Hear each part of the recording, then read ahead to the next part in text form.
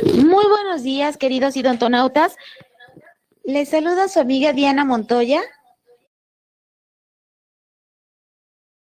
desde el aula virtual de Inteligencia Dental. El día de hoy con una interesante conferencia patrocinada por nuestros queridos amigos de Neodent. Es un gusto para mí presentarles al doctor Alfonso Rodríguez Cuellar con el tema Nuevos conceptos de superficies en implantes dentales. Muy buenos días, doctor. Bienvenido. Hola, muy buenos días, Bianca. Y muchas gracias a Inteligencia Dental y a nuestros amigos de Neodent por la invitación. Es un placer estar nuevamente aquí con ustedes.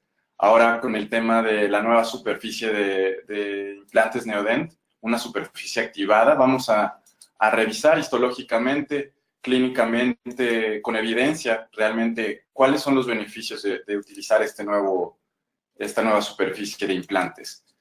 Y para empezar, me gustaría mostrar las bases de la osseointegración. ¿Cuál es el objetivo? ¿Qué es lo que nosotros buscamos en un implante? Veo que muchas veces los alumnos o la gente piensa que el tener una estabilidad inicial de más de 70, 100 newtons es lo ideal porque tiene un anclaje muy fuerte. Realmente es eso lo que está pasando. Vamos a ver qué es lo que nosotros deseamos un implante. ¿Estabilidad primaria o estabilidad secundaria, la biológica? Cuando va a entrar en función el implante, vamos a necesitar nuestra estabilidad biológica. Vamos a ver por qué también Neodent tiene tantos diseños de implantes, cuando la tendencia hoy en día de la mayoría de las casas de implantes es solamente utilizar un diseño de implantes para todos los casos.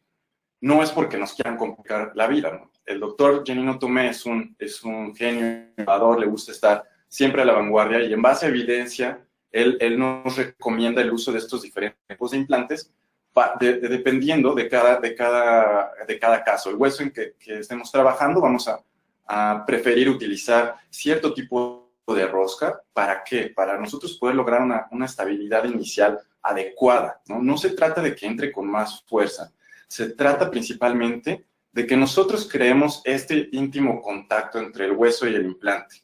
Sí, sabemos que si trabajamos en un hueso más cortical, pues vamos a tener mayor densidad. No queremos compactar y causar necrosis y daño al tejido en el que se va a estar implantando el hueso. Nosotros queremos que nuestro implante quede con el volumen de hueso suficiente, con el contacto hueso-implante adecuado, que cause el menor trauma.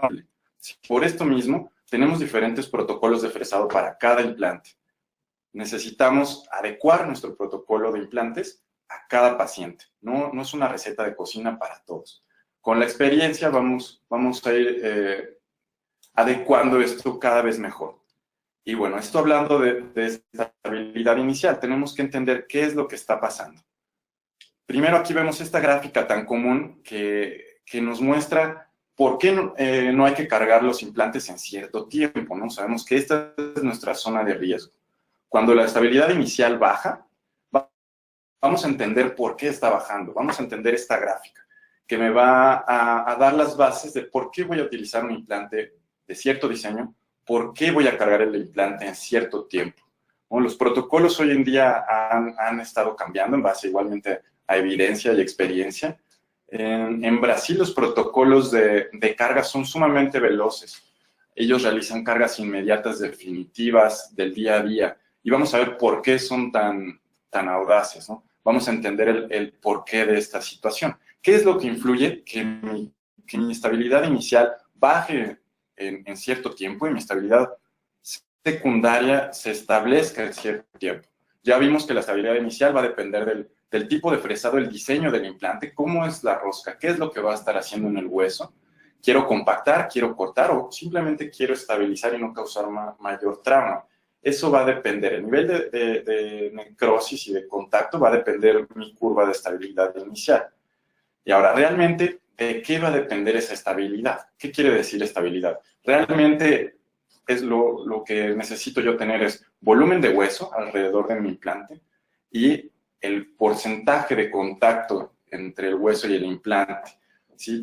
Siempre nos muestran cortes de implantes donde está la mayor cantidad de hueso, pero tenemos que entender que eso es un promedio, tiene que ser un promedio. En algunas zonas del implante puedo tener 20%, 60%, 80% de contacto.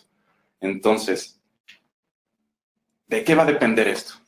Realmente, yo mi estabilidad la voy a medir en estos parámetros que acabamos de comentar. Entonces, yo necesito que mi estabilidad biológica alcance a mi estabilidad primaria antes de que caiga. ¿Para qué? Para evitar este riesgo. Cuando yo no tengo una estabilidad adecuada, es decir, no tengo el volumen y también la calidad de hueso que yo necesito para que ese implante reciba fuerzas, pues voy a poner en riesgo ese implante. Si recibe movimiento, si recibe fuerza, se va a formar tejido fibroso alrededor de ese implante, que es lo que no quiero. Entonces, empecemos por las bases. ¿Qué es lo que está pasando? Primero que nada, necesitamos entender cómo funciona el hueso. Estas bases histológicas son inseparables de la clínica.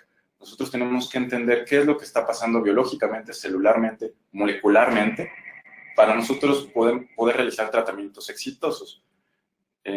Van a ocurrir estos fenómenos, ¿no? Primero necesitamos un material osteoconductivo, que sabemos que los implantes de titanio, circonio son osteoconductivos. Necesitamos que haya una nueva formación de huesos y necesitamos que ese hueso traumatizado, ese hueso donde se va a anclar mi implante, sea remodelado. Y los conceptos de Osborne del 1980 de osteogénesis a distancia y osteogénesis por contacto tienen mucho valor hoy en día. Creo que no se toman tan en cuenta, pero es la manera que más fácil podemos entender cómo es el funcionamiento del hueso ante un dispositivo como son los implantes dentales. La osteogénesis a distancia va a ser la formación de hueso a partir de nuestro lecho quirúrgico, ¿sí? A partir de estas paredes que nosotros cortamos, se va a empezar a formar hueso. Y ahorita lo vamos a ir viendo con cortes histológicos, que creo que lo va a hacer más claro. Y la osteogénesis por contacto va a ser la posición del hueso directamente sobre la superficie del implante. Esto se ha visto desde implantes con superficies maquinadas, como lo mostramos en este corte. Podemos ver en este corte a mayor magnificación que hay contacto directo, hay un íntimo contacto, pero no podríamos decir que esta zona es el 100% de nuestro implante. Podemos ver que lo que vemos en amarillo es el hueso y lo que vemos en rojo son espacios de tejido conectivo. Entonces, hay que entender esta situación, ¿no? Este es un implante maquinado totalmente liso. Hoy en día ya no encontramos implantes de este tipo de diseño. Pero, ¿qué es lo que está pasando? ¿Por qué se cambió de implantes de superficies maquinadas totalmente lisas a superficies? Y hablando de rugosidad, ahorita vamos a meternos un poquito más. ¿Qué tan rugoso debe ser mi implante? Hay clasificaciones de rugosidad. Hoy en día, idealmente, necesitamos un implante de superficie de rugosidad de 1 a 2 SAs. Y este diagrama me gustó mucho para mostrar precisamente eso, qué está pasando. Perdón. Histológicamente, lo que va a estar pasando en un implante de superficie maquinada es que la fibrina no se va a adherir directamente a la superficie porque está totalmente pulida. Va a estar en contacto con el dióxido de titanio, que no va a ser atrayente de esta proteína. En cambio, se ha visto que en implantes de superficie rugosa, esa anatomía le va a brindar una fibrina para anclarse y a partir de ahí empezar todo este proceso de remodelación. Aquí mostrando el concepto de osteogénesis a distancia. ¿Qué es lo que va a ir pasando? Nosotros necesitamos conocer todos estos conceptos, como les mencionaba, quiero recalcar este punto, para entender qué es lo que está pasando y que no nos vendan ideas que no nos vayan a representar un beneficio clínico, ¿no? Que a final de cuentas es lo que nosotros queremos.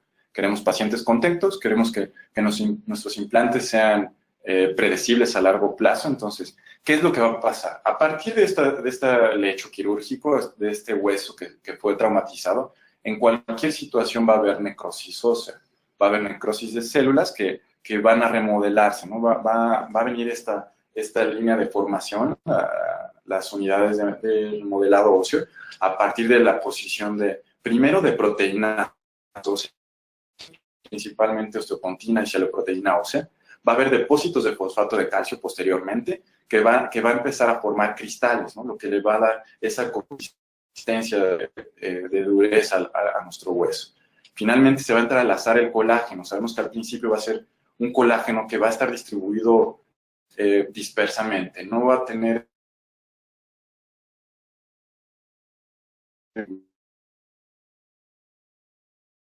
nosotros deseamos. Este es el principio. Entonces, ¿qué va a suceder después de que nosotros colocamos un implante? Este estudio de Berrium, que recientemente lo vimos en Mérida, en el Congreso de la Academia Mexicana de Periodontología, es de los máximos exponentes en este tema. Nos estuvo hablando todo un día de periimplantitis. Vamos a ver desde estos estudios en el 2003 en perros, ya este es en implantes de superficies maquinadas, una superficie SLA con sandblasteado y grabado ácido, ¿no? Que nos va a dar una micro rugosidad entre 1 y 2 SAs, como les digo, que es lo que más evidencia ha mostrado de darnos los mejores resultados. Entonces, ¿qué es lo que va a pasar? A mí no me gusta mucho decir que son estudios en perritos, pero realmente son los estudios donde podemos observar estos hallazgos, ¿no? Que son tan importantes para nuestra clínica. Siempre, como les digo, va a haber necrosis ósea de esa zona quirúrgico y vamos a tener en esa cámara, en el implante y mi lecho, vamos a tener la formación de un coágulo. Inmediatamente, al día 0, vamos a tener en la ósea, como les digo, va a haber la osteogénesis a distancia. Vamos a tener esa remodelación de ese hueso traumatizado y a su vez, por la liberación de ciertos factores de crecimiento propios de nuestro hueso, vamos a tener aposición de hueso. Entonces vamos a empezar a llenar esos espacios. Y en la zona donde tuvimos la formación del coágulo, vamos a tener formación de hueso de novo, como lo llaman. Vamos a tener aposición, la osteogénesis por contacto, y completas que se van a ir uniendo. Y es lo que nosotros vamos a necesitar para que nosotros podamos cargar a nuestros implantes adecuadamente. Entonces, es de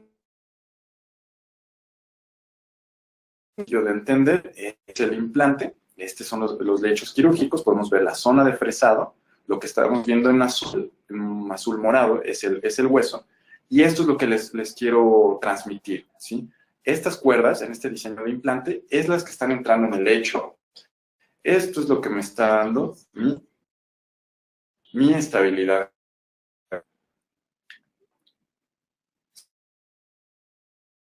Importante, es en esta curva que va a ir bajando. De esto va a depender mi estabilidad inicial. Mucha gente se preocupa, estoy a tantos newtons o demás. La forma de medir nuestra estabilidad inicial en el día 0 es de dos formas: centímetro o radiofrecuencia.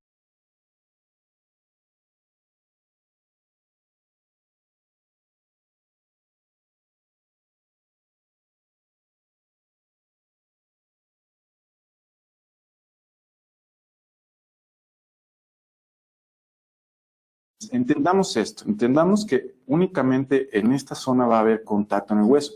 Y lo que les decía, puede ser que en esta cuerda haya el 30%, que en esta haya el 100%, que en otra haya el 10% o el 0%. Esto va a depender de qué tipo de diseño de implante estamos utilizando y en qué hueso estamos trabajando. Ahí. ¿Se ve bien? Ok, se me estorbaron unas cosas, perdón. Y vamos a ver, realmente, ¿qué tipo de células tenemos al día 0? ¿Qué es lo que nos imaginamos que vamos a tener? Como les decía, esta es la cámara, el espacio entre el hueso y nuestro implante. Aquí obviamente vamos a tener eritrocitos, algunas células de defensa rápida, neutrófilos, algunos macrófagos, eso es obvio. Ahora, ¿qué vamos a ir teniendo al día 4? Mi zona de estabilidad inicial ya empezó a remodelarse. Lo que vemos en un azul más fuerte va a ser una línea de células remodeladoras de hueso. El famoso eritrocitos, algunas células ya remodelar este hueso. De defensa rápida, es lo que me va a implicar clínicamente. Obviamente que mi estabilidad inicial va a empezar en esta gráfica que estuvimos viendo. Celularmente, ahora, muy importante. Celularmente ahora, muy importante. Alrededor de vasos sanguíneos, estos espacios que vemos aquí, vamos a encontrar células que son potencialmente formadoras de hueso, células mesenquimales principalmente. A la semana, este hallazgo me parece muy importante. Hoy en día hay mucha gente que aún piensa que los implantes deben de cargarse hasta los 6 meses, indiferenciadamente. Cualquier tipo de implante esperan 6 meses. Hoy creo que ese es un concepto obsoleto. Viendo estas imágenes, podemos observar que desde la semana 1 vamos a tener la posición de hueso directamente en la superficie del implante. Aquí estamos hablando de implantes de superficie rugosa. En unos momentos más vamos a ver qué es lo que pasa si comparamos maquinado contra rugoso y después rugoso contra una superficie activa. Entonces, a la semana podemos ver esto que a mí me sorprende. Obviamente es un hueso inmaduro, es un hueso el que llaman woven bone, con la colágena entrelazada aleatoriamente, no con una dirección concéntrica. Entonces observamos, como les decía, aposición directamente, formación de hueso a partir de mi lecho quirúrgico y algunas isletas que parecen provenir de estos dos sitios. Celularmente, ¿qué es lo que vamos a encontrar? Ya vamos a encontrar osteocitos. Ya el osteocito es una célula proveniente del osteoblasto que me implica que ya formó hueso alrededor de sí mismo, ¿no? Que ya se encapsuló en una zona de tejido, obviamente un tejido inmaduro. Y vamos a seguir encontrando células jóvenes, células formadoras de hueso, el osteoblasto alrededor de estos vasos sanguíneos. Esto quiere decir que a partir de este desencadenante del coágulo, vamos a quimioatraer células que me van a formar hueso. A las 2 semanas, si pueden ver la diferencia entre hueso lamelar, hueso ya maduro, y el hueso inmaduro, ¿no? Estas tinciones nos permiten hacer esta diferencia que es muy importante. Yo veo ya formación de hueso considerablemente a las 2 semanas. Obviamente, si yo le aplicara fuerza en este momento a este implante, probablemente vaya a girar, vaya a rotar un poco, porque no es el porcentaje, ni en volumen, ni en porcentaje de contacto hueso-implante que yo deseo. Sí, vamos a tener esta famosa línea de cemento, que es mi formación de mi osteogénesis a distancia, ¿no? Llamamos a distancia, pero realmente proveniente de mi hueso maduro. De esta necrosis que yo tuve en algún momento, de esta remodelación que se estimuló, vamos a tener esta posición directamente. Podemos ver en una magnificación más alta ya esta celularidad que les comentaba. Osteoblastos, osteocitos ya trabajando en conjunto para formar hueso y una matriz rica en colágena que suponemos está trabajando en la formación de depósitos de cristales, de formación de nuevo hueso. A las 4 semanas podemos ver aún más tejido, ¿no? Podemos ver que ya se ve más maduro, ya pasó por algunos procesos de remodelación. Podemos ver que prácticamente están unidos estos dos conceptos, el concepto de osteogénesis por contacto y a distancia, están llegando a unirse, están llegando a formar una misma situación, y lo que llamaba Schenk la esponjosa primaria, este concepto de hueso inmaduro, ¿no? Que a partir de vamos a llegar a un hueso de fibras paralelas y finalmente a un hueso lamelar totalmente maduro, que ya podemos encontrar a las 8 y 12 semanas, ¿sí? Vamos a encontrar que tenemos a las 6 semanas una combinación de los 3 huesos. En algunas zonas ya vamos a encontrar hueso totalmente maduro, hueso lamelar. Vamos a encontrar algunas zonas de hueso inmaduro y otro de hueso intermedio, ¿no? Se podría llamar. A las 8 y 12 semanas ya podemos ver una mayor maduración del tejido. Clínicamente, ¿en qué me va a implicar esto? Probablemente a las 6 semanas pueda ser tal vez una carga progresiva. Podemos tener un riesgo no tan fuerte, pero probablemente si a las 6 semanas yo le pongo un torque alto, puede ser que rompa esa Entonces, tratar de entender todos estos cortes, toda esta celularidad. Podemos entonces resumir que el volumen y el porcentaje contacto hueso implante va a contacto hacer hueso. lo que nosotros queremos para tener una osteointegración. Una integración, como llamado Brand Martin, con el implante. Hueso y mi implante. Es lo que buscamos hoy en día. Ahora, la pregunta que todo el mundo nos hacemos cuando nos ofrecen una nueva superficie, una nueva rugosidad, es realmente, ¿podemos acelerar estos procesos? Hemos visto estos estudios, podemos conocer cómo es la remodelación de hueso en defectos creados y de qué depende. Yo creo que depende mucho del tamaño del defecto. La cámara que estamos creando entre el implante y el hueso es muy diferente a un defecto crítico. Entonces, a raíz de eso, ¿qué es lo que me va a provocar que este hueso se forme más rápido o más lento? La evidencia nos muestra que va a ser dependiente directamente de la topografía, es decir, del área de superficie, ¿no? Por eso se ha trabajado tanto en crear micro rugosidades, macro rugosidades, nano rugosidades, y recientemente in vitro, en animales y clínicamente se ha evidenciado las ventajas de una superficie químicamente activada, y vamos a empezar a entender esto con algunos conceptos de física básicos.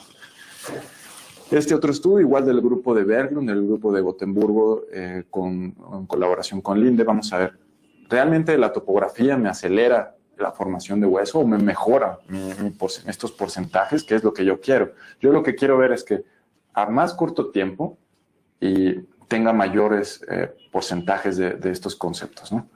Vamos a ver, comparar una superficie totalmente maquinada, es el mismo diseño del implante. El macrodiseño no va a cambiar. Tiene las mismas roscas, va a tener el mismo diseño, el mismo protocolo de fresado, lo único que va a cambiar es la rugosidad. Si lo viéramos al microscopio, este implante está tratado con un sandblasteado y un grabado ácido. Entonces, vamos a ver a la primera semana, vamos a relacionarlos también un poco con los cortes que vimos anteriormente. Podemos ver que a la primera semana, pues tenemos lo mismo. Seguramente está pasando exactamente lo mismo. Vamos a tener un coágulo, vamos a tener la estabilidad inicial en mis cuerdas a diferentes porcentajes, como les comentaba. Vamos a tener algunas lagunas, tal vez provenientes de mi lecho quirúrgico, y algunas zonas de aposición, como habíamos visto en el estudio de Davis. Y en la superficie con tratamiento, en la superficie rugosa, vamos a ver mucho mayor porcentaje de contacto, ¿no? de hueso inmaduro. Vamos a tener hueso inmaduro en las dos, pero a mí me importa que este hueso inmaduro esté en contacto para que detenga, para que cree esa retención en mi implante. A las 2 semanas es muy similar a los que estábamos viendo. El punto clave aquí, lo que hay que entender es esto. Esto es clave. El punto que tenemos de contacto del hueso con mi implante es lo que me va a determinar mi integración. Si yo utilizo los medios que les comentaba anteriormente de medición de la integración de mi implante, un torquímetro en reversa o un medidor de radiofrecuencia como es el Ostel, voy a tener diferentes situaciones porque clínicamente se va a relacionar a la histología. Les muestro estos estudios en perros, como les digo, porque esto no lo vamos a poder ver en humanos. Es muy, muy importante entender qué es lo que está pasando. Vamos a tener el mismo flujo de remodelación, vamos a tener esta formación de hueso, vamos a tener esta celularidad a través de los vasos en esta cámara como en esta, pero quiero que vean la diferencia, ¿no? Hay un ligero espacio, como vimos, les digo, en los primeros estudios de Davis, un ligero espacio y aquí vemos un contacto de la mayoría del porcentaje. Digo, me pueden mostrar, podemos decir que tal vez este estudio fue tendencioso. Primero que nada, son autores serios, es una revista seria, me hace pensar que no están haciendo eso, pero digamos que piensen que es tendencioso. Estos cortes me muestran lo que la compañía de implantes quiere ver. Bueno, tenemos porcentajes. Ahorita vamos a ver las tablas que nos van a representar estos cortes en semanas. A las 4 semanas, a las 8 semanas, tenemos ya un volumen considerable, tenemos ya una cantidad de hueso adecuada en ambos implantes. Pero nuevamente observamos esto, el contacto que vamos a tener en uno y en otro es totalmente diferente. Y como les digo, eso va a ser clínicamente representativo. A las 12 semanas, lo mismo que en el primer estudio que les mostré. Vamos a tener ya una combinación de huesos, una mayor cantidad de hueso lamelar, una mayor cantidad de hueso ya maduro. Pero nuevamente, lo mismo me importa saber qué tenemos de porcentaje de contacto hueso-implante, ¿no? En estos cortes que les mostré, veíamos claramente que había una mayor tendencia al implante de superficie rugosa a tener mayor contacto. Y podemos ver claramente, al día 0, están básicamente igual. Como les decía, es el mismo diseño de implante. Desde el día 4 vamos a tener un mayor porcentaje de hueso-implante. Estos son los porcentajes y aquí podemos ver los días. La línea que vemos en rojo es la línea del implante de superficie rugosa. La línea que vemos en azul va a ser la línea del implante de superficie maquinada. Entonces podemos ver claramente una tendencia al aumento, ¿no? A la semana 4, un 60% de porcentaje hueso-implante es fabuloso.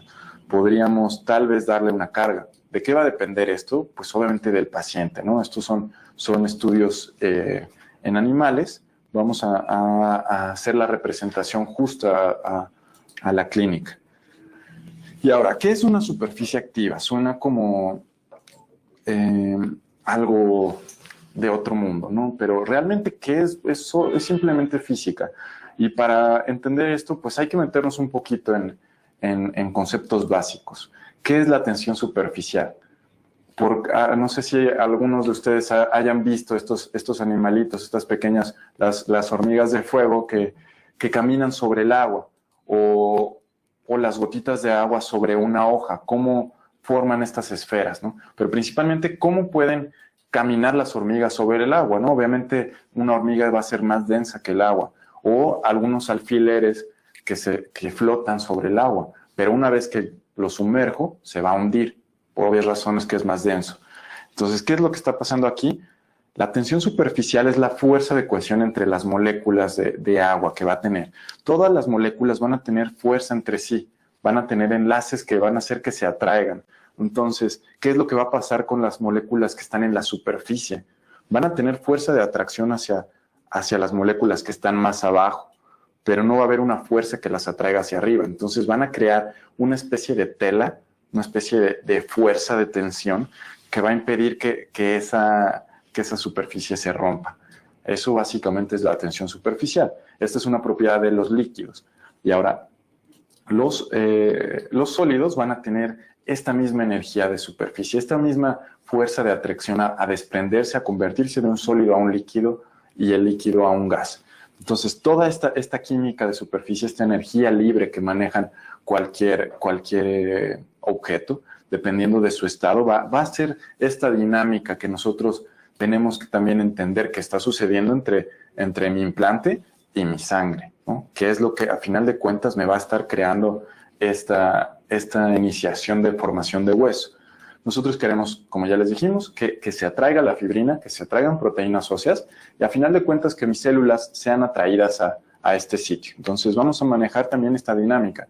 La combinación de estos conceptos nos va a crear el concepto de humectabilidad. Este concepto que, como les decía, de las hojas, la dinámica que tienen el agua con algunas superficies.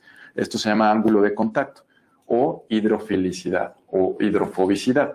Podemos ver que dependiendo de la superficie, los líquidos van a tener un comportamiento diferente, ¿no? Tratando de entender más esto por ejemplo, chamarras contra agua. Este tipo de chamarras tienen un revestimiento que va a cambiar su química de superficie, va a cambiar su dinámica con el agua. Nosotros queremos, obviamente, que atraiga agua, que atraiga sangre. ¿Sí? Entonces, queremos un ángulo de contacto menor. Entre mayor sea mi ángulo de contacto, va a ser más hidrofóbico esta superficie. Entonces, a menor ángulo de contacto, esto quiere decir, entre más este líquido se adapte a esta superficie, que humecte esta superficie, va a ser un material más hidrofóbico. Entre más crea estas esferas, entre más crea un ángulo de contacto, va a ser hidrofóbico. podemos decir que trazamos una línea, el material superhidrofílico va a tener un ángulo de contacto de 0 o muy cercano a 0, y un material superhidrofóbico va a llegar a los 180 grados de ángulo de contacto. Esto puede sonar muy rebuscado, pero realmente es sencillo si lo entendemos con estas imágenes, ¿no? Y con esta foto que yo tomé, leyendo estos conceptos de física me sorprendió mucho, ¿no? Me hizo pensar en qué es lo que estaba pasando. ¿Qué química de superficie va a tener una hoja? Es una muy baja energía de superficie, va a crear estas esferas. Entonces, por lo tanto, podemos decir que las hojas son hidrofóbicas, ¿no? No estamos midiendo el ángulo de contacto, no podemos saber qué tan hidrofóbico es, pero para eso hay pruebas in vitro, ¿no? Todo lo que estamos utilizando en la clínica tiene que tener su sustento primero en estudios in vitro, después estudios en animales y estudios clínicos. Entonces, esta es una de las pruebas, la prueba de Cecil, que nos mide la hidrofilicidad o hidrofobicidad de una superficie. Podemos ver del lado izquierdo cómo es la humectabilidad en esta superficie. Son los mismos líquidos, obviamente se prueba con diferentes líquidos, pero podemos ver cómo crea un ángulo de contacto sumamente bajo. Y en el lado derecho podemos ver que crea un ángulo de contacto muy alto, ¿no? Va a crear una esfera. El lado derecho no está humectando, está repeliendo el líquido. Entendiendo esto, pues sabemos que todos los materiales, incluyendo los metales como el titanio, van a tener una energía de superficie. Entonces, por sí mismo, los metales van a tener una alta energía de superficie. ¿Qué es lo que cambia? Nosotros sacamos nuestro implante del empaque, está puro, está estéril, no hay nada que lo vaya a contaminar. Si entra en contacto con agua, va a crear una hidroxilación, ¿sí? Va a crear esta capa de dióxido de titanio, que sabemos qué es lo que va a entrar en contacto, que me va a hacer que sea biocompatible con el cuerpo. Entonces va a haber este intercambio de electrones con los aniones propiamente de la sangre, y lo va a hacer crear una alta energía de superficie, lo cual va a crear una superficie hidrofílica, que es lo que yo deseo en mi implante. Pero ¿qué es lo que pasa si entra en contacto con aire primero? Pues va a tener contaminantes por principio. Va a crear una capa de hidrocarburos y carbonatos que no va a dejar que cree esta capa de dióxido de carbono. Va además crear burbujas de oxígeno por este contacto con el aire. Entonces, si yo entiendo que tengo una superficie de una rugosidad X, ¿qué es lo que va a pasar? Va a atrapar entre sus rugosidades estas burbujas de oxígeno. Entonces, va a volverme a mi material aún más hidrofóbico. Vamos a verlo en estas imágenes para aclarar más esta idea. Si yo tengo una superficie rugosa y entra en contacto, como les digo, con aire, carbonatos, y se crean estas burbujas de oxígeno, va a crear una superficie totalmente lisa. Ya es un material hidrofóbico, ¿no? Por estos contaminantes, pues va a crear aún una superficie más hidrofóbica. Entonces, podemos decir que la rugosidad hizo que fuera más hidrofóbico ese material. En cambio, si tengo un material, una superficie hidrofílica, y tengo rugosidades, pueden ver en esta imagen cómo entra en estas rugosidades el líquido. En estas rugosidades, pues vamos a tener un ángulo de contacto. Resumiendo esto, podemos decir que la rugosidad va a exponenciar mi capacidad de humectación. Va a ser que el material hidrofílico se vuelva súper hidrofílico. Entonces, me conviene tener una superficie hidrofílica que tenga rugosidades. Sé que pues para nosotros los dentistas nos cuesta un poco de trabajo empezar a entender estos conceptos de física, pero si los podemos ver desde este punto de vista, se vuelven muy interesantes y agradables de leer.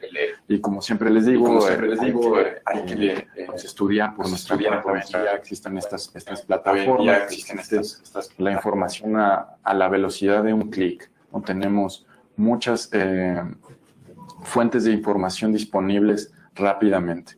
Entonces los invito a que sigan leyendo sobre esto. Y pasando a este estudio que también les quería mostrar, la aceleración va de la mano de la química. Creo que este estudio lo va a mostrar bastante claro y me gustó pues mostrarles esta serie de estudios en animales que tienen las mismas bases, el mismo fundamento. Ya es de otro grupo, pero usando el mismo modelo de Berglund. Van a comparar implantes del mismo diseño con superficie neoporos contra superficie aqua. Una superficie hidrofílica, como ya vimos en las imágenes, va a combinar la rugosidad con la hidrofilicidad. Entonces va a ser un material súper hidrofílico. Y la superficie neoporos, que tiene la rugosidad, que ya vimos que a largo plazo me va a crear un mayor contacto que una superficie lisa, que sabemos que funciona. Y el concepto de Neodent del agua es, bueno, que la vida proviene del agua, entonces vamos a entender toda esta idea en base a los conceptos físicos y a la evidencia en animales que les hemos estado mostrando. Este estudio pues tiene una parte in vitro que podemos ver el porcentaje que tuvimos de ángulo de contacto, ¿no? Más bien, perdón, los grados que tuvimos en ángulo de contacto. En la superficie aqua, que hemos representado con el A, tenemos en todas nuestras muestras 0 grados. Si recordamos esta imagen de la gota de agua, quiere decir que es súper hidrofílica. Esto es un estudio in vitro y se ve claramente la dinámica que va a tener con nuestro sólido.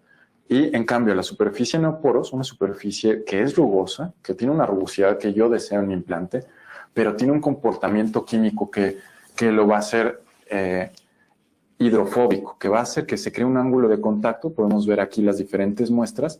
Vamos a tener un promedio de 105.7 grados. No llegamos a un material super hidrofóbico, que sería 180, pero sí se considera hidrofóbico porque supera los 90 grados. Ahora, hicieron el mismo modelo en animales y vamos a ver a la semana qué es lo que está pasando. Recuerden que es el mismo diseño de implantes. En la parte superior vamos a ver el implante de superficie rugosa no activado, la superficie neoporos. Podemos ver lo mismo que vimos en los estudios. Cuando vemos una consistencia en estudios, podemos basarnos más en esto, ¿no? Nos va haciendo una evidencia más fuerte. En la parte inferior vamos a encontrar el implante de superficie rugosa activado químicamente.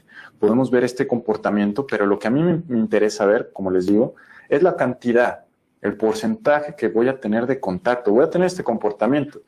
Si regresamos a los conceptos básicos, tenemos osteogénesis por contacto y a distancia en los dos materiales. Tenemos esta dinámica, tenemos contacto, tenemos aposición de fibrina y de posteriormente de hueso en esta superficie del implante, pero vamos a ver los porcentajes. Les muestro estos cortes histológicos que creo son sencillos de entender para que posteriormente veamos la gráfica y veamos esta consistencia que les menciono. Igualmente, a las 2 semanas, ¿qué vamos a encontrar? ¿Cuáles son los hallazgos en esta segunda semana?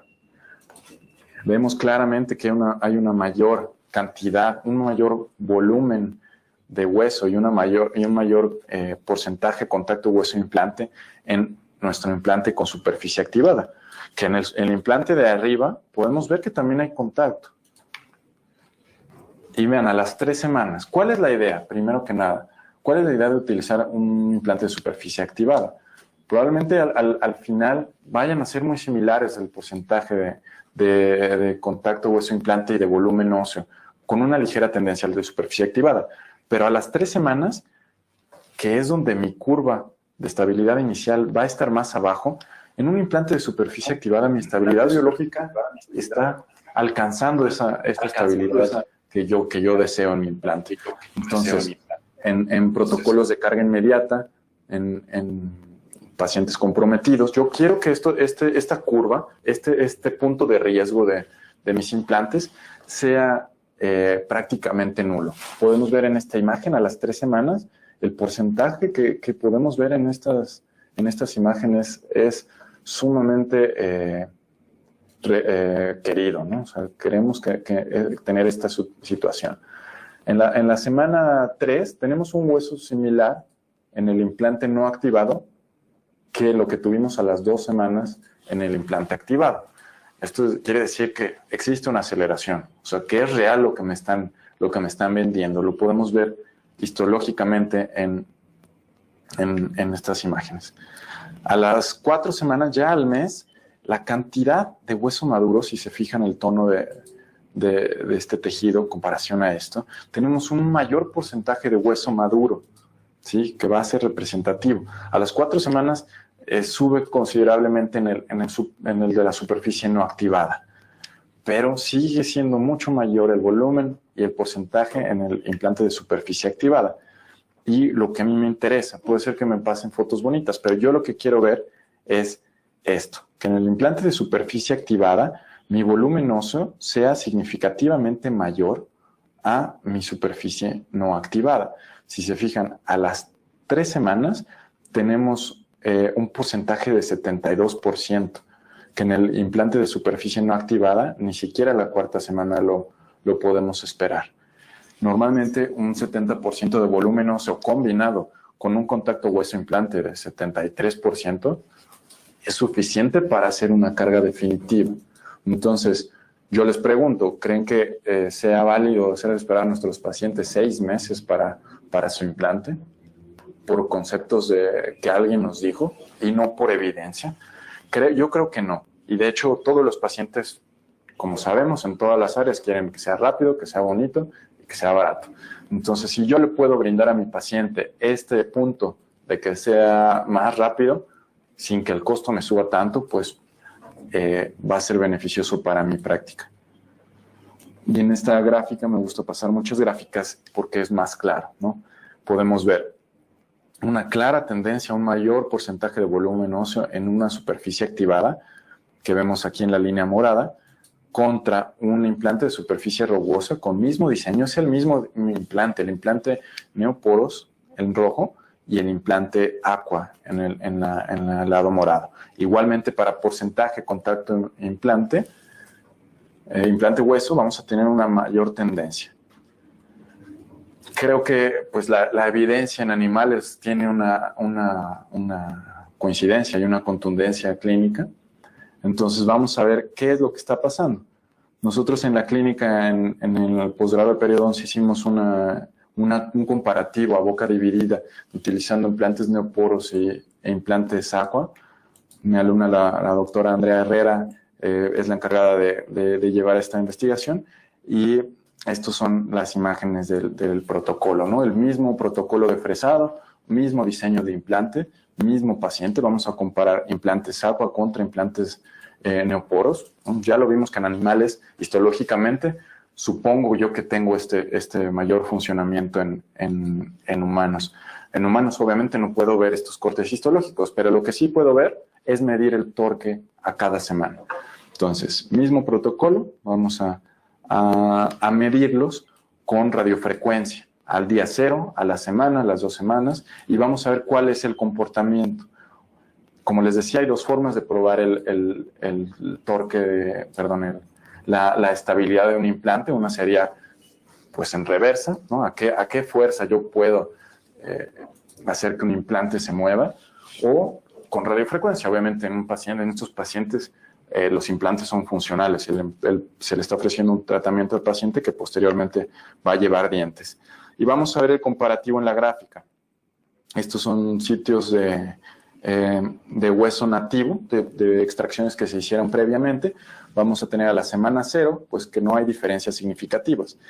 Pero el comportamiento, a cómo va subiendo, o sea, yo lo que espero ver es, obviamente, que a la semana 1, como ya vimos, va a haber remodelación de mi lecho quirúrgico y voy a tener algunas zonas de aposición de hueso de novo. Entonces voy a esperar una caída, pero lo que yo quiero es que esto empiece a subir rápidamente. Como vimos, a la 4ª semana yo esperaría ya tener una estabilidad para carga inmediata, en teoría a lo que me están vendiendo y a lo que vimos ya en animales. Podemos ver que este comportamiento ha sucedido claramente en este sitio nativo, que tengo a lo largo de los 11 milímetros del implante, el comportamiento de esta dinámica de superficies. El ISQ, la radiofrecuencia se mide en ISQ, podemos considerar que a 70 ISQ es confiable ya cargar un implante. En la de elevación de seno tuvo un comportamiento un poquito diferente porque obviamente tiene solamente algunos milímetros de contacto hueso-implante. Y podemos ver esto, que es lo que a mí me interesa. ¿Cuál es la diferencia de comportamiento en esta curva? Yo quiero que mi curva, como les decía, alcance ese punto de riesgo casi en ningún momento, que es lo que podemos observar en esta gráfica, ¿no? Podemos ver que el ISQ va a subir mucho más rápido en una superficie activada clínicamente. Y de esto pues también hay evidencia de varios autores, ¿no? Esto lo comprobamos por cuenta propia y les voy a pasar un caso práctico, un caso clínico de mi práctica que me dejó gratamente sorprendido. El paciente obviamente la pasó bastante bien, es una paciente que pues con expectativas medianas de estética, pero que llega a nuestra consulta de esta manera, dos dientes anteriores, con tratamientos de conductos fallidos, presentaba una fístula al momento de que llega a la consulta, tratamientos endodónticos deficientes, un pronóstico endodóntico pobre, por la necesidad de hacer una cirugía en una raíz tan corta. Obviamente el aspecto estético deplorable, se decide hacer extracciones de estos dientes y colocación de implantes. Lo que nosotros deseamos en un implante post-extracción es que sea lo más predecible a largo plazo, que se conserve mi volumen y mi estética rosa sea lo mejor posible, lo más cercano a la realidad, que es el gran riesgo. En la plática pasada, igual la pueden revisar en YouTube, hablé de las ventajas de utilizar un implante de cono Morse, un implante que me va a evitar micromovimientos, un implante que me va a evitar microfiltraciones, microabrasiones, que va a tener un funcionamiento biomecánico superior y las ventajas también de hacer una carga inmediata, de colocar el aditamento definitivo el mismo día de la cirugía. Y es lo que hicimos en este caso. Algunos autores consideran un poco riesgoso el realizar procedimientos de implantes post-extracción y carga inmediata por esta idea de la conservación de tejidos. Podemos ver los conceptos de Guida. Aquí se hace la planeación tomográfica. Les recomiendo no realizar ningún procedimiento, por sencillo que parezca, sino algún estudio tridimensional, sin una tomografía. Hoy en día son menos costosas y representan una menor radiación para el paciente. Por lo tanto, yo considero que es de suma importancia contar con este estudio. Por más sencillo que parezca, deberíamos de tomar una tomografía para hacer una planeación. Y todo implante, esto lo han escuchado en todos lados, todo implante debe ser guiado por la prótesis.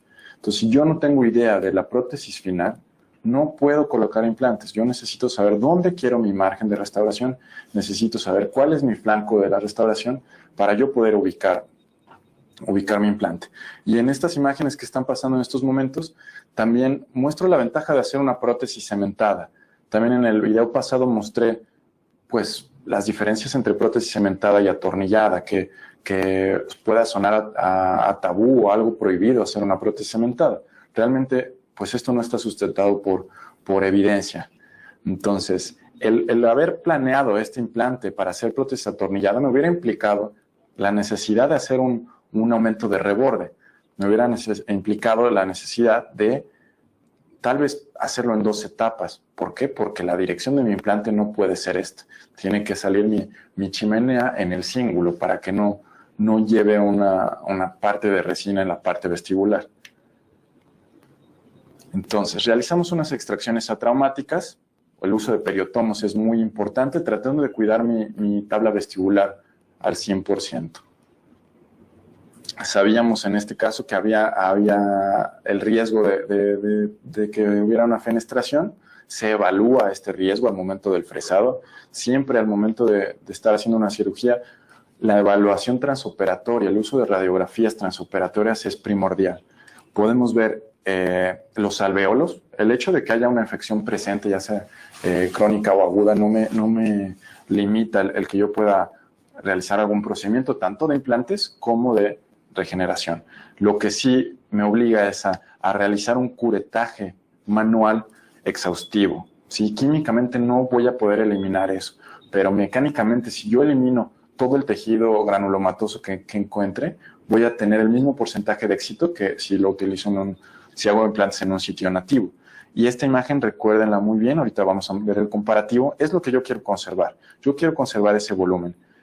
Quiero conservar esta anatomía, quiero conservar lo más posible el tener una papila, el simular una papila. Sabemos que en implantes es lo más difícil de lograr y hay congresos que se dedican solamente a hablar de la papila, ¿no? La clásica broma de tan pocos milímetros de carne no han vuelto tan loco al mundo como una papila. Entonces, esta anatomía yo la quiero conservar lo mayor posible, ¿no? Si no es que aumentar. Entonces, hacemos una guía diseñada por computadora. A mí me gusta mucho apoyarme de la tecnología, y aquí el punto del uso de tecnología es saber si me va a hacer mi clínica mejor, si me va a hacer mi práctica más económica y más rápida. En este caso, el diseño de una guía tomográfica va a hacer que mi posición tridimensional de mis implantes sea la adecuada. Me va a hacer que la planeación de mi prótesis, en base a los aditamentos que me da la compañía, sea la adecuada. Esto me va a ahorrar tiempo en la clínica, me va a ahorrar tiempo quirúrgico, lo cual se va a ver representado con menor morbilidad, un paciente con menos molestias, un paciente más contento. Y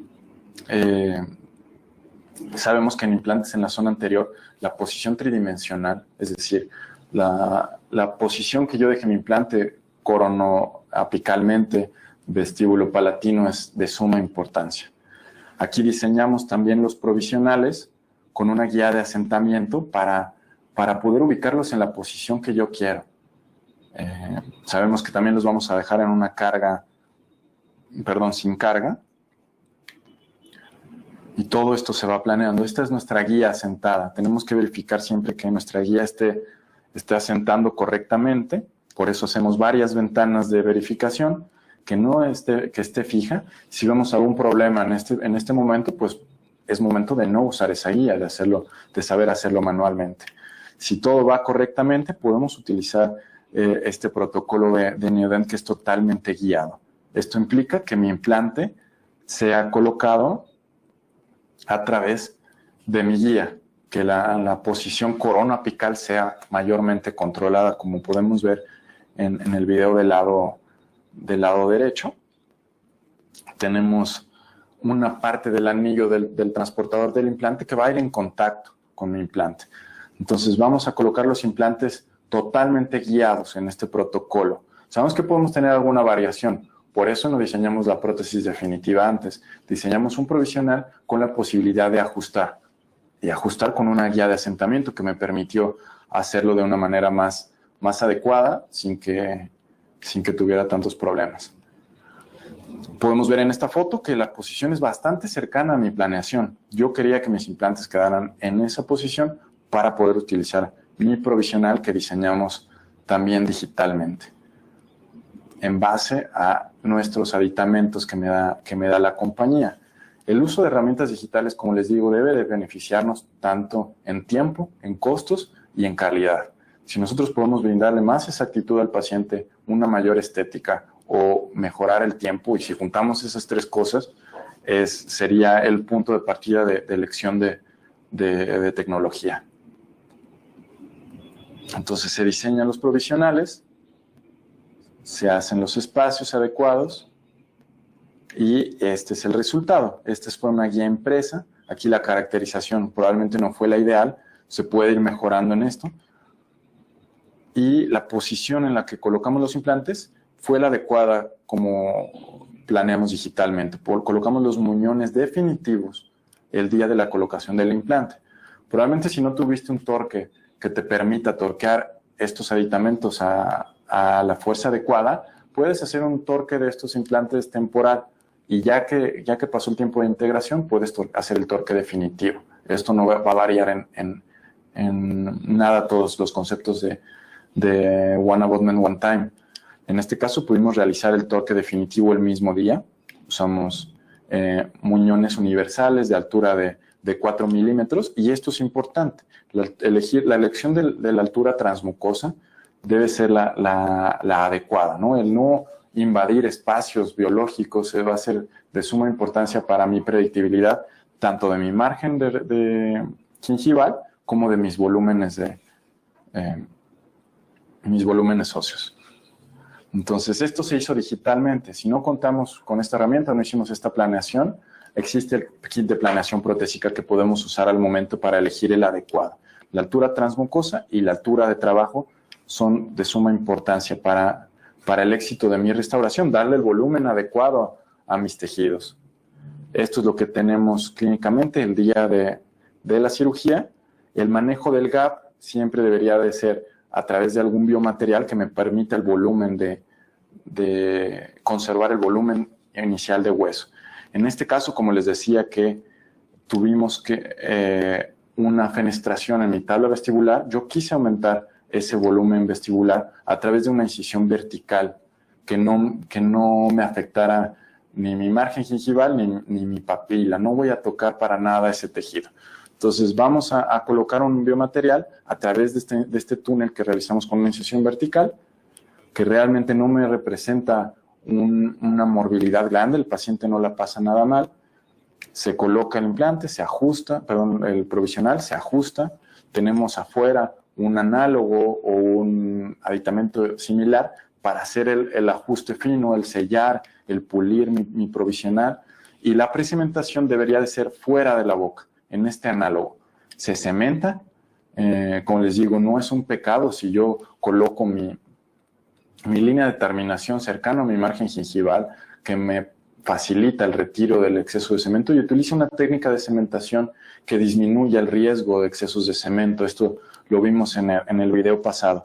Podemos ver, es el día de la cirugía, está la sutura de mi línea, todavía está la huella de la fístula, y quiero mostrarles a la semana qué es lo que va a pasar. Estos los aditamentos y la posición de los implantes que tenemos. Este es el día 0, el día de la colocación de la extracción de los dientes y la colocación de los implantes. El paciente se va a su casa con dientes, se va en esta situación. Como les decía, la caracterización pudo haber sido más artística tal vez, pero el paciente creo que se va bastante contento el día de que llega a nuestra consulta. Obviamente pasó ya la planeación. Y lo sorprendente para mí fue ver a la semana, podemos ver todavía el punto en esta zona. A la semana, la estabilidad de estos márgenes, la conservación de esa arquitectura que yo quiero. El festoneado, el ver estos zonas donde lleva una semana de operado, me sorprende. Y obviamente el paciente llegó sin molestias, ¿no? Podemos ver a las 4 semanas. Yo basándome en la evidencia de estos estudios clínicos, a las 4 semanas yo puedo y si pueden ver el puntilleo en el margen de mi restauración, pues creo que voy a tener un buen resultado. El día de la impresión ya tengo conformado mi perfil de emergencia. Antes a mí me costaba 6 meses o más crear estos perfiles de emergencia a través de un provisional. En cambio, si yo empiezo a hacer esto desde el día 0, voy a tener este resultado en las 4 semanas sin ningún problema. Entonces, este fue el día de la extracción. A las 4 semanas una arquitectura bastante similar a lo que tenía el paciente. Podemos ver en esta vista horizontal, pues, la aparente volumen implante que créanme es difícil de lograr.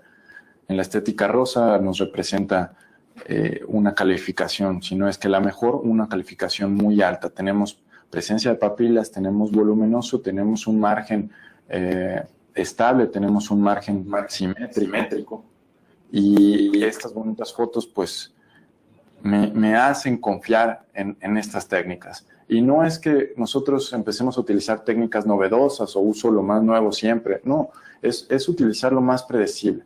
Utilizar lo que mejor vaya a hacer con el paciente con base a evidencia clínica, en base a evidencia de peso.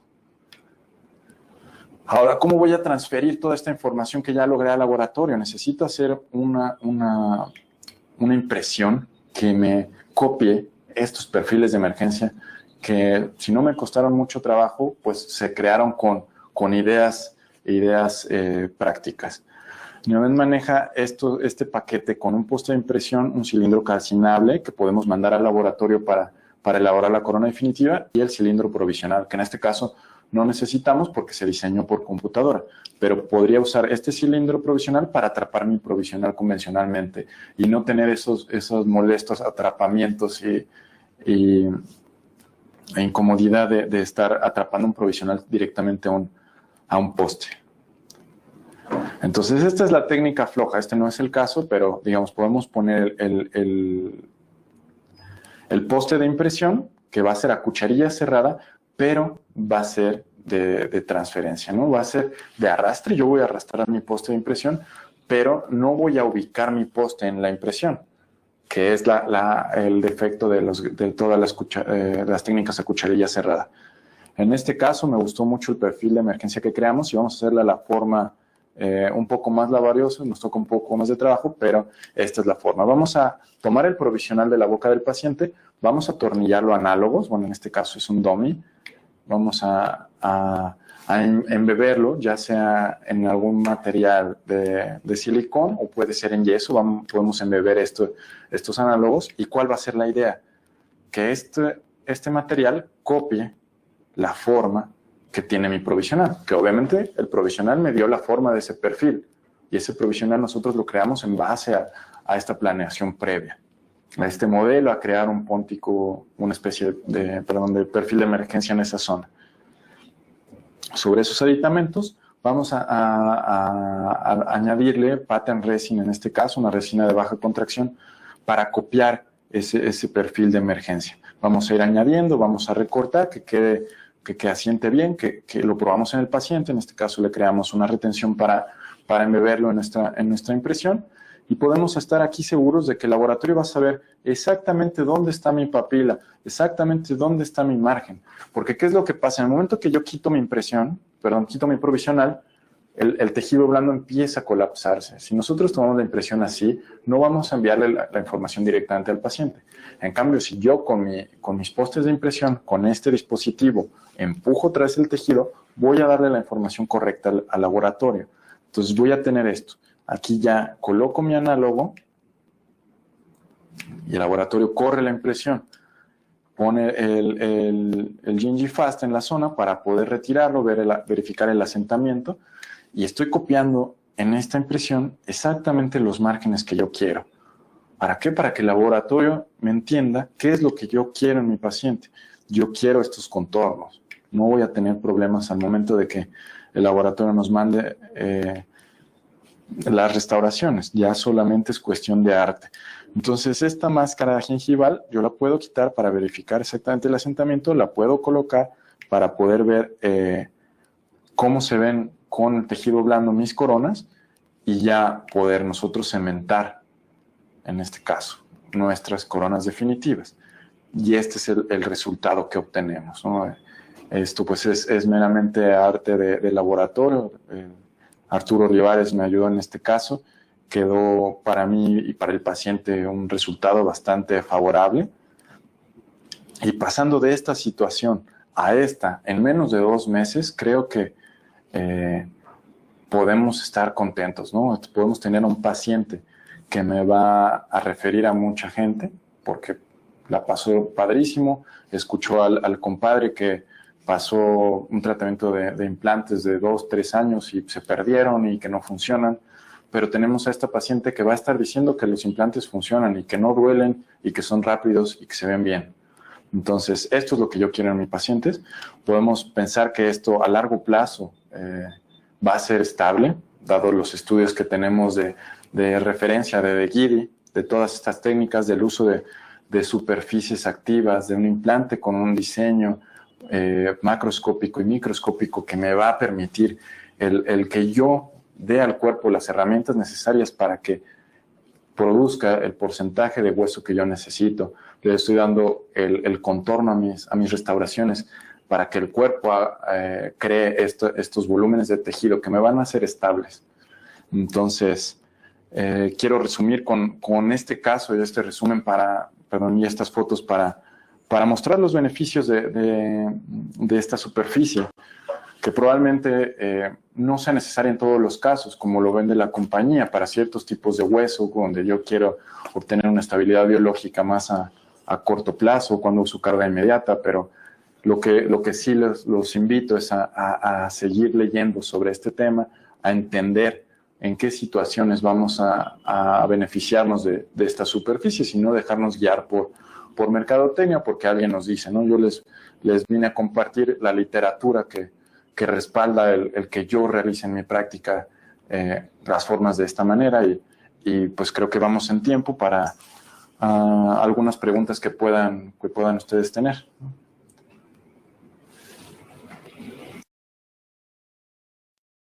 Muchísimas gracias, doctor Alfonso Rodríguez Cuellar, por esta interesante información. Agradecemos a nuestros queridos amigos de Neoden, quienes patrocinaron esta conferencia. Les recordamos, queridos idontonautas, que con su conexión en la plataforma GoToWebinar se acredita directamente su CADI y lo verán reflejado en máximo 48 horas. Aquí nos hacen favor de acompañarnos vía Facebook o YouTube. Les pedimos por favor ingresar a www.inteligenciadental.com/CADI. Su constancia de asistencia digital del día de hoy podrán acreditarla con el número 741. Si le parece bien, doctor, regresamos con la sesión de preguntas y respuestas. Gracias. Tenemos una pregunta del doctor José Antonio Romero y nos comenta: excelente conferencia. Gracias. En pacientes fumadores extremos, ¿qué tiempo recomienda esperar para poder realizar la carga al implante o se puede realizar de forma inmediata? Realmente en pacientes fumadores, bueno, a partir de 10 cigarrillos al día es donde se considera el mayor riesgo y va en cuestión a supervivencia. El porcentaje de supervivencia en implantes en pacientes fumadores de más de 10 se reduce hasta en un 80%. Realmente las bases biológicas van a ocurrir de la misma manera, solo que el proceso de integración va a tener un riesgo por la actividad de los neutrófilos, pero realmente en pacientes fumadores yo te recomendaría pues hacer entender al paciente el riesgo que va a tener y probablemente sí ayudarte de un implante de superficie activa, de todas las herramientas, y ser lo más cauto posible, ¿no? Tal vez no hacer cargas inmediatas. Yo he realizado muchas cargas inmediatas, pero te digo, con esta idea, ¿no? El paciente fumador se maneja así, nada más el concepto de supervivencia es el que va a cambiar, ¿no? Hay evidencia que va a tener, o sea, la carga inmediata no te va a cambiar la supervivencia que la carga convencional. Sí, o sea, la supervivencia de implantes de carga inmediata es sumamente alta. Entonces, en un paciente fumador vas a tener la misma situación, o sea, vas a tener el mismo concepto, vas a tener un menor grado de supervivencia, hagas carga inmediata o no. Creo que sí contesté lo que dijo. Gracias, doctor. Tenemos un mensaje de la doctora Karina Romero y dice: Hola, Karina. Doctor, eres excelente. El equipo de marketing y educación de Neoden te agradece por el compromiso y tiempo dedicado en tu presentación. Muchas gracias. Otra pregunta de la doctora Almaguer. Buen día. ¿Qué factor o en qué condiciones puede fracasar un implante? Gracias.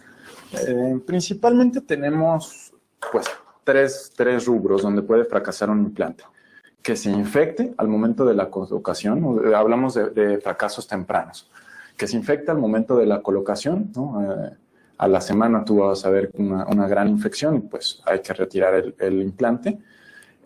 Otro punto importante es que se sobrecargue en este punto que les mostré en la gráfica, que reciba cargas excesivas en pedir que esa remodelación sea la antes. Y la otra, el control de tus fresas, ¿no? Hay gente que piensa que no hay que cambiar nunca las fresas, que las lleva usando toda la vida. Dependiendo del material en que están hechos, el recubrimiento que tengan, va a ser el uso que tú le puedas dar, ¿no? Tú tendrías que ir, como las limas de endodoncia, irles dando un estimado de vida a cada kit de tus fresas. Es decir, fresé 5 implantes en hueso muy denso, en un hueso tipo 1, voy a agregarles este valor. Fresé 5 en tipo 4, voy a darles un menor valor de peso, ¿no? Te recomiendan alrededor en fresas de carburo, alrededor de un uso de 50. Entonces tú puedes ir ahí compensando dependiendo del tipo de hueso que estás fresando.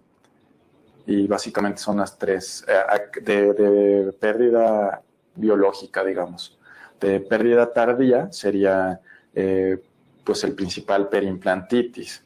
Sí, la principal causa de pérdida de implantes a largo plazo es periimplantitis, que hoy en día es un gran problema, que hay que ponerle mucha atención para evitar a que nuestros pacientes lleguen a tener estos problemas, ¿no? Un control de mantenimiento estricto, un control radiográfico para identificar problemas en una etapa temprana.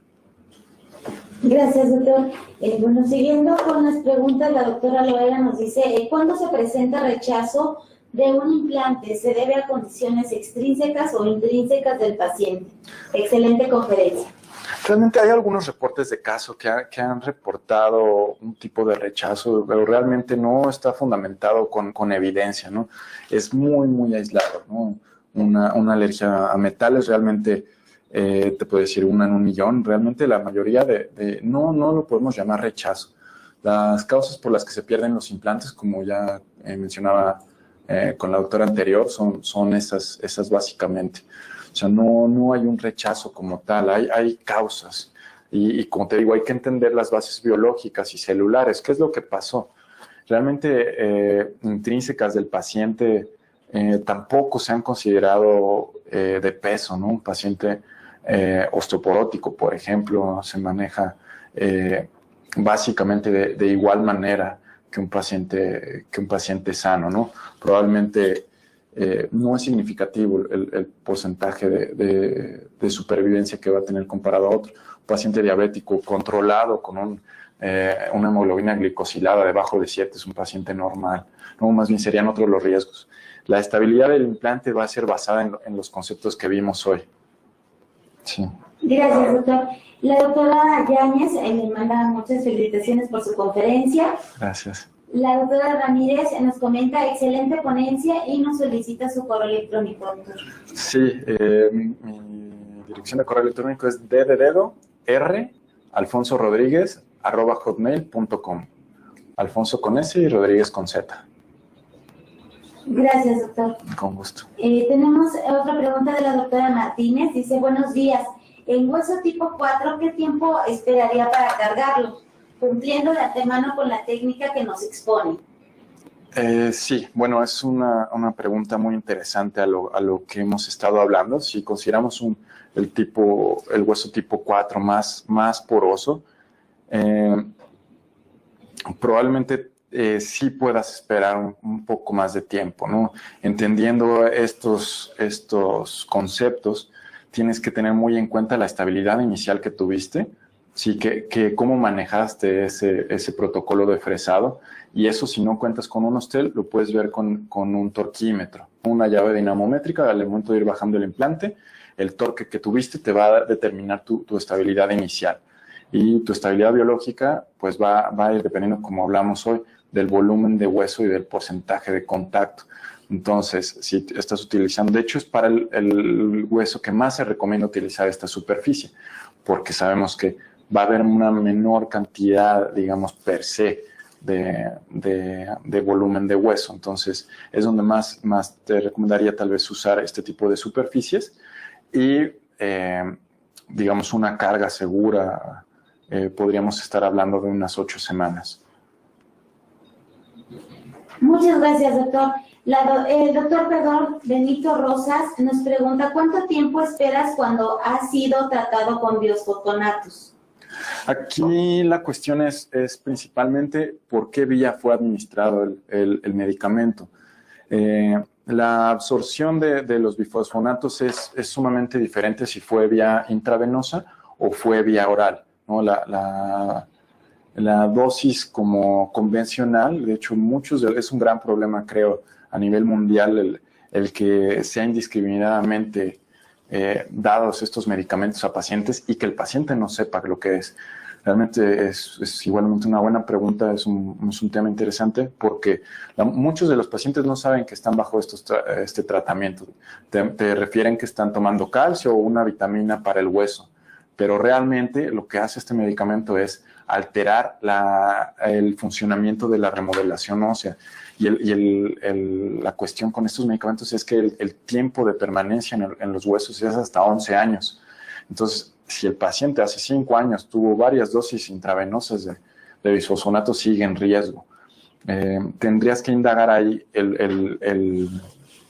cuál fue el medio de toma. Si fue alendronato vía oral a la semana, si fue solendronato vía intravenosa, cuántas dosis tuvieron. Realmente lo único que amerita dosis intravenosas son pacientes con tumores óseos que tienen una remodelación ósea extremadamente grande y tal vez algunos pacientes con osteoporosis severa con riesgo a fracturas, con historiales y que ya se detectó un riesgo franco a una fractura. Y las dosis ahí varían muchísimo. Un paciente con tumores óseos, tal vez 3 dosis anuales. Un paciente de osteoporosis severa, 1 dosis anual. Pero hay muchos doctores que están recetando estos medicamentos con osteopenia, ¿no? Entonces, Marx tiene ciertos parámetros o ciertos guidelines de que tú deberías seguir con estos pacientes.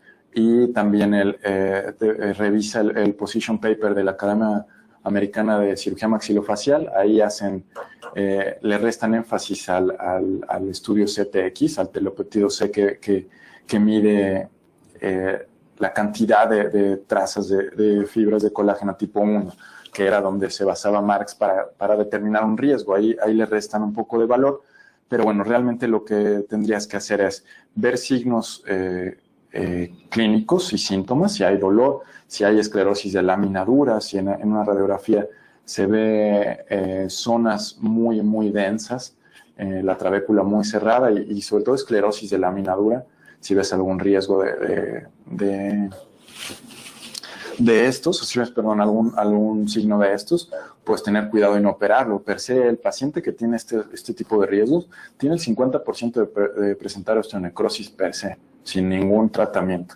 Obviamente tú al hacer algún tratamiento de cirugía que estimule la remodelación, puedes llegar a provocar alguno de estos procesos.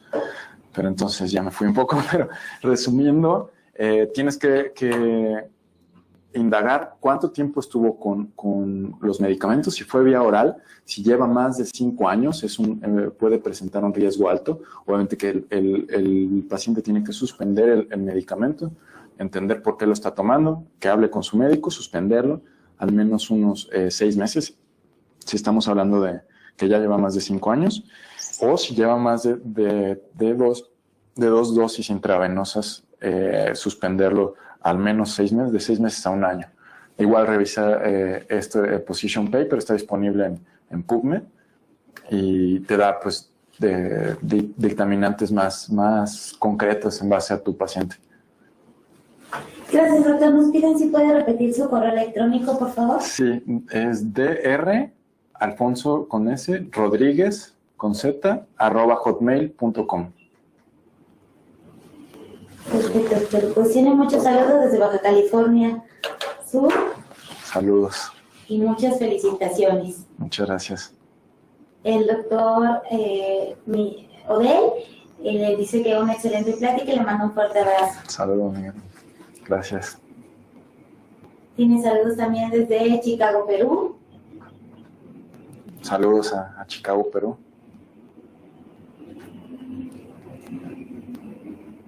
También tiene saludos desde Ecuador. Saludos. Gracias por escucharnos. Muchas gracias. Gracias por darnos su tiempo. Espero que haya sido de provecho, que puedan aplicarlo a su práctica. Y pues ya tienen mi correo, cualquier cosa. Esperamos estar también con ustedes en algunas otras ocasiones mostrando pues algunos casos prácticos para que puedan mejorar su práctica.